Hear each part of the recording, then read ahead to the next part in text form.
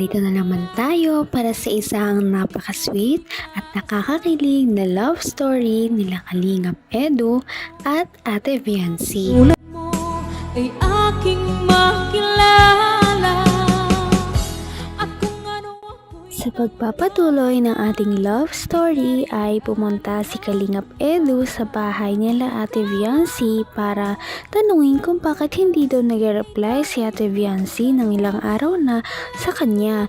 Mukhang may problema palang pinagdadaanan ng EDSI Love Team.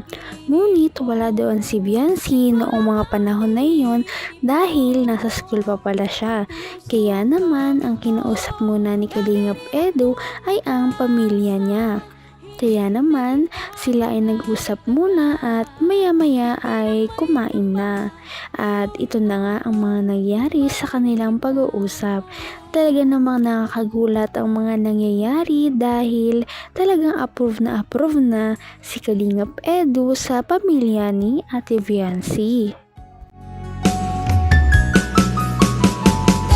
ang nais ko lang. Ay, grabe, nag-iba na dito ah. Naglawak. Naglawak, nag-ibo, nakakapanibago dito. Oh, wait na dito. Naglawak na dito ah.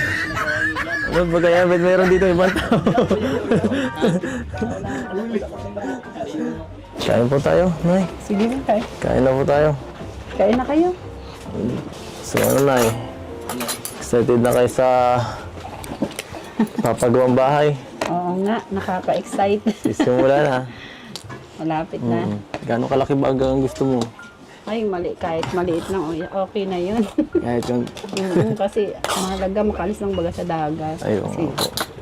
kinain, ano nga, Nakakatuwa naman talaga si Kalingap Edu dahil hindi lamang si Viancy ang kanyang inaalagaan dahil kapag pumupunta siya doon ay nagdadala talaga siya ng pagkain.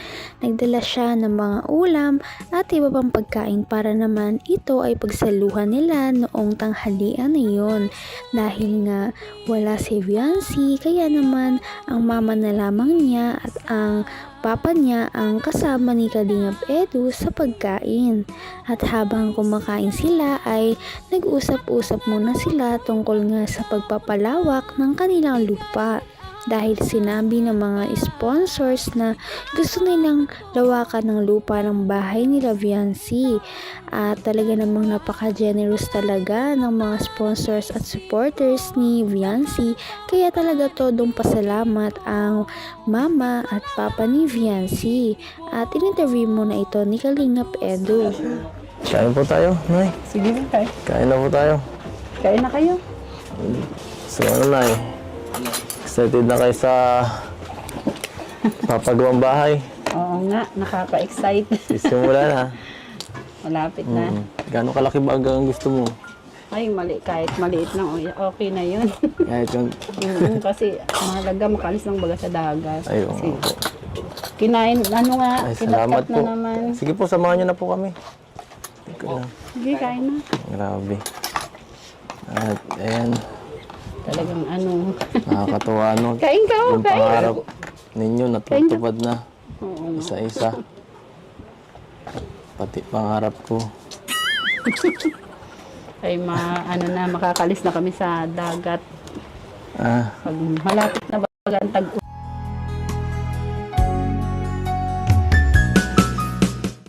Talaga namang nakakatuwa ang pamilya ni Ate Viancy dahil hindi lamang si Viancy ang sobrang humble kundi ang kanyang mga magulang din.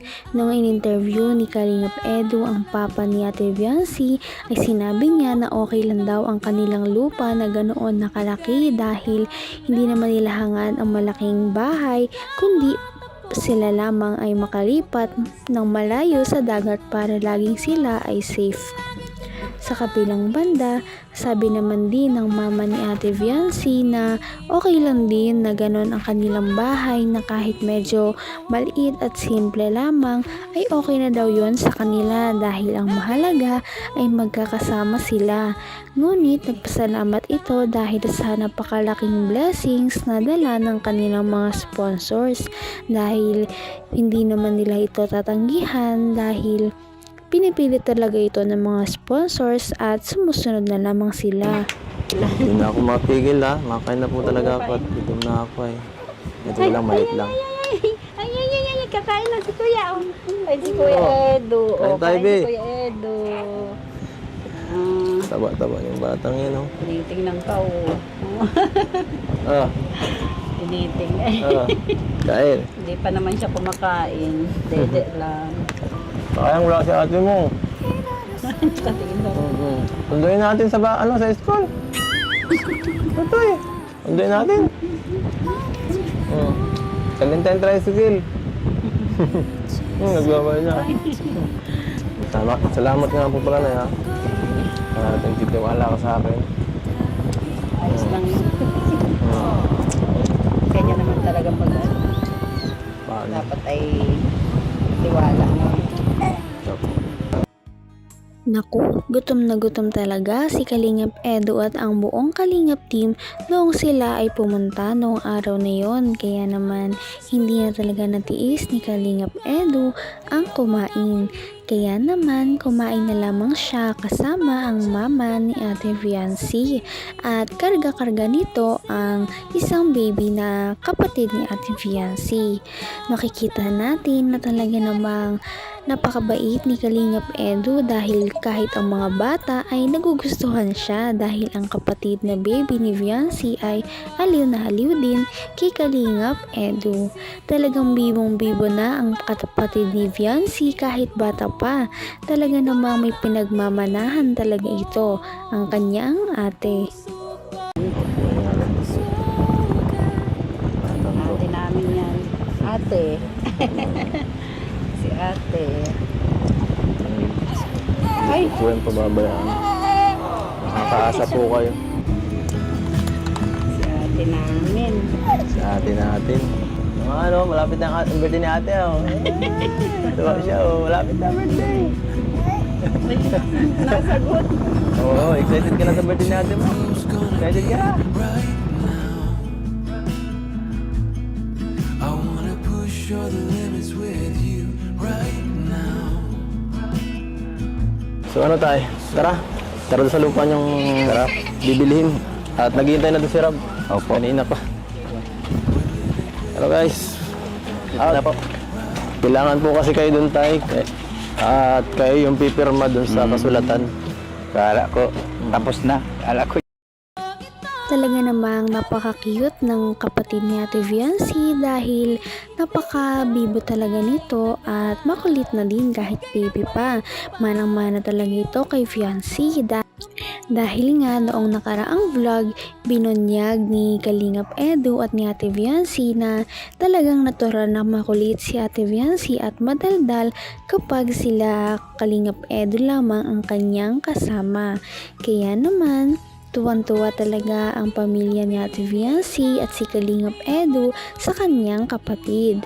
Pagkatapos naman noon ay sinamahan na ni Kalingap Edu ang papa ni Ate Viancy papunta sa kanilang bagong lupa na titirikan ng kanilang bahay at sumakay na nga sila sa isang van. Ang iba. May binili pa yata pong isa pang lupa. Kumusta na naman po yung yung tricycle niyo dyan? Ayos naman. Ay, taga-hatid at sundo ng mga estudyante. So nagagamit nyo na pala po Oo. yan. Marunong naman po kayo maggamit pala. Marunong na. Dandahan lang. Baguhan pa lang po kayo? Laking tulong na po yan at hindi na sila naglalakad kahit tanghali ng pag-uwi nila kainiti. Bakit? Nalakad sila. Bakit po uwian po ba siya dito pag tanghali?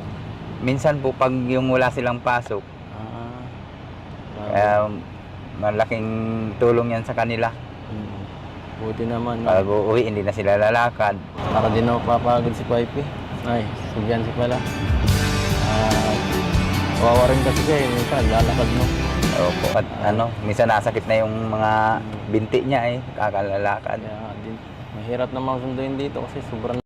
Napag-usapan din ni Kalingap Edu at ng papa ni Ate Viancy ang motor na binigay sa kanila ng Kalingap team at ng mga sponsors dahil si Fiancé daw ay hindi pa masyadong marunong sa single na motor, ngunit ang papa naman ni Fiancé ay medyo marunong na sa pagka-tricycle. Talaga namang napakalaking tulong daw ito para sa kanilang pamilya dahil hindi na daw naglalakad si Ate Fiancé at ang kanyang mga kapatid papunta at pabalik ng school.